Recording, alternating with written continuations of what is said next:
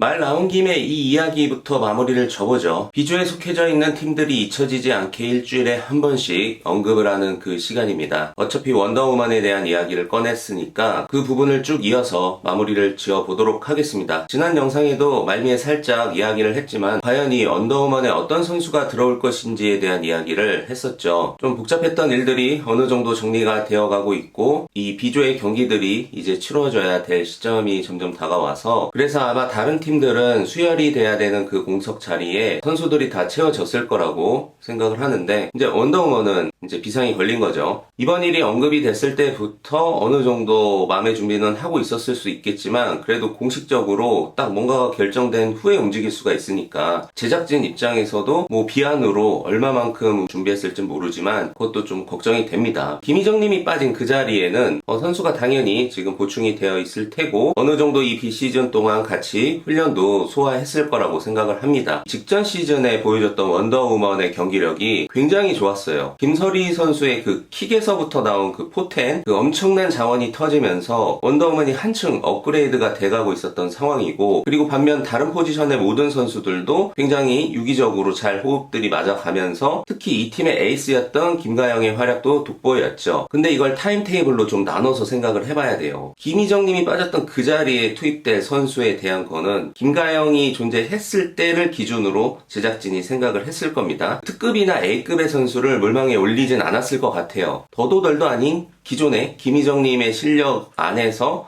선수들을 물색하고 찾았을 겁니다. 그렇게까지 우리가 실력적으로 큰 기대를 할 수는 없을 것 같아요. 근데 그러던 찰나에 대략 한 달 전에 김가영 이슈가 터지면서 준비하는 과정에서 혼돈스러우면서도 걱정이 됐을 겁니다. 그러니까 이게 훈련이 정상적으로 이루어지지 않았다라고 봐야죠.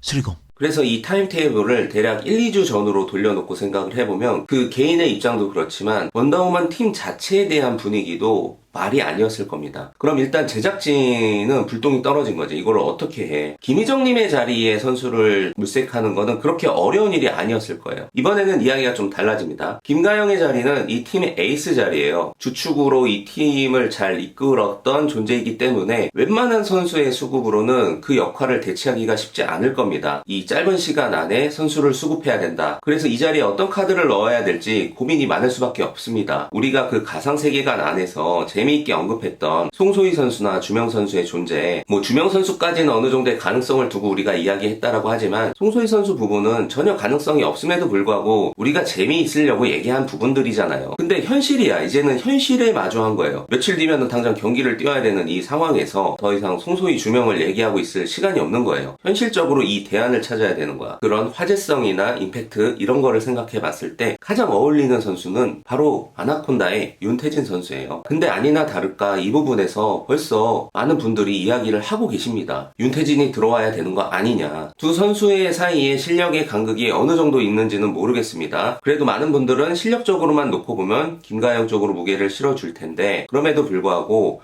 윤태진이 합류를 한다면 그 화제성에 대한 부분은 충분히 가지고 들어올 수 있는 카드이기 때문에 나쁘지 않은 생각인 것 같고 더군다나 지금 방출되어 있잖아요. 이 방출되어 있는 그 팀에 그래도 상징적인 어떤 선수가 이 시즌의 단기적인 용병으로 투입돼서 그 경기를 뛰는 모습을 볼 수 있다. 이런 부분에서도 되게 재밌을 것 같고 윤태진 선수가 오더라도 그 오는 방식이 또 중요할 것 같거든요. 이게 이적의 형태로 올 수는 없겠죠. 팀을 바꿔서 이제부터는 언더우먼의 윤태진이 된다. 이거는 아나콘다 측에서 받아들일 수 없을 것이고 어차피 방출되어 있는 아나콘다 입장에서 선수를 시즌에 한해서 임대를 해주는 거죠. 즉 임대 선수의 용병 개념으로 투입이 되는 겁니다. 지금에서 가장 이상적인 그림이 아닐까라는 생각을 해봤습니다.